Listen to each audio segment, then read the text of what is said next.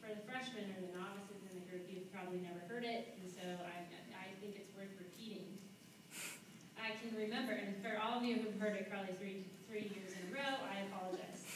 But I can remember when Paige came into my office before she attended UC Davis, and she came in and she sat across my desk looking at me with her mom, Michelle, and Paige said that she wanted to row at Davis.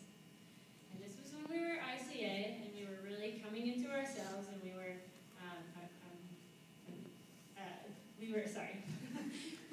we were giving out scholarships. We've gotten a lot. We had 20 bull rides and for in-state bull rides, and we were looking at trying to really ramp up our recruiting efforts. And so I had just told my assistants that I was tired of getting small kids, and that we were going to only recruit big rowers. So here comes Paige, almost a lightweight, and she's sitting across from me, and I looked at her and I said, Paige, I love the underdog. I want you to come to Davis. You totally can come to Davis, but I don't think I can give you any money. And I just can't. I hope you can understand this.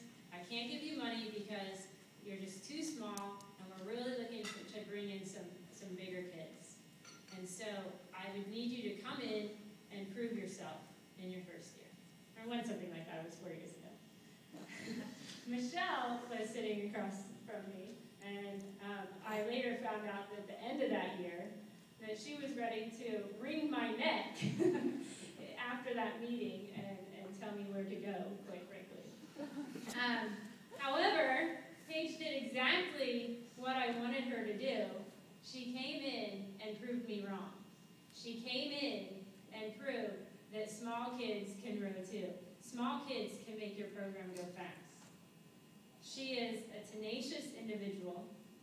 She is intimidating, probably one of the most intimidating athletes I've ever coached. It wasn't until this year that I actually admitted that Paige intimidated me from the day that she walked on this campus. I always felt like I had to perform for Paige. And I never knew what Paige was thinking, and I always thought she hated me. Which maybe she did. So she's tenacious, she's intimidating, she's someone who's never going to give up, she's competitive beyond all competitiveness. Every time she does a piece, I see her looking over, and she's looking at other boats, and I know that she's going to do something right, and that she's going to make our boat go faster. She made it in as the stroke this year. I had put her in a stroke position in a 4, and I said to her, you know what, I kind of like that. What do you think about stroking? And she said, no, you always try me as a stroke, and you hate it. You hate me as a stroke. And I was like, but I liked you in the 4, so I think we're going to try it. And we tried it, and we loved it. And she's done a great job stroking the varsity 8 this year. Once again, I don't mean this demeaningly, but look at her, she's tiny, right? Because she rows long, she rows strong, and that's what you need for your stroke. You need someone up there who's competitive and can get everybody else motivated behind them. So she's been instrumental to this program. Her family comes to every race. They've been really instrumental as well. I've really enjoyed having them, and we'll miss them at the race course. But I appreciate all of your efforts in keeping this program alive and keeping the fire, and I guess teaching people what it means to be competitive. So thank you very much, Paige.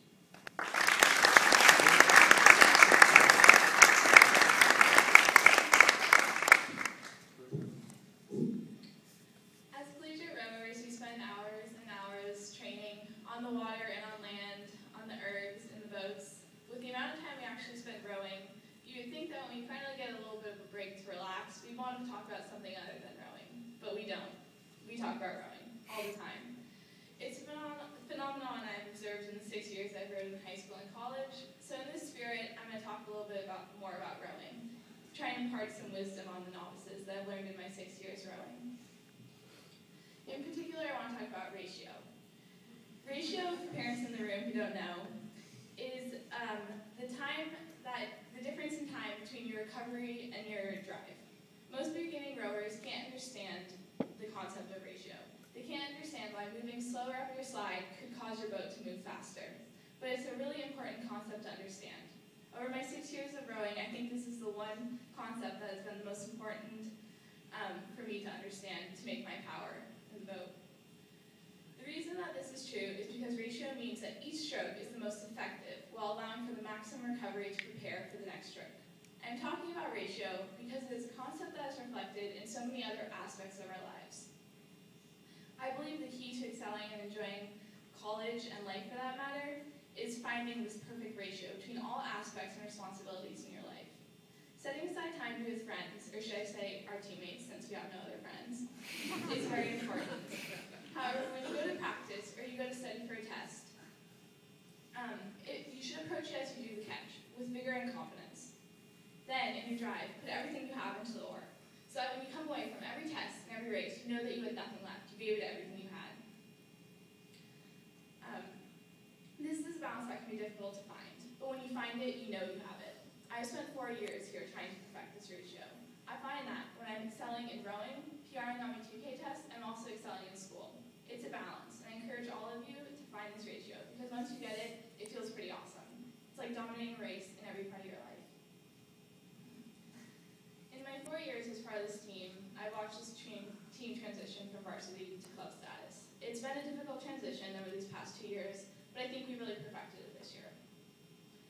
Those of us who went through it know how devastating it was. We lost funding, varsity status, and the ease of being a varsity rower. But we gained an attitude and experience that I don't think was possible when we were ICA. Now we know why every single person on this team wakes up for 5 a.m. practice, why we complete those exhausting extra ergs every afternoon. It's because we all love rowing, and we all love this team. Before our race at Whereas, the varsity boat went down and said, "Why we row?" The overwhelming sentiment was that we'd all pull for each other. I knew this, and I believe we all felt this before we even said it. I know this team likes to joke that I don't have a weakness, but I do. It's you guys.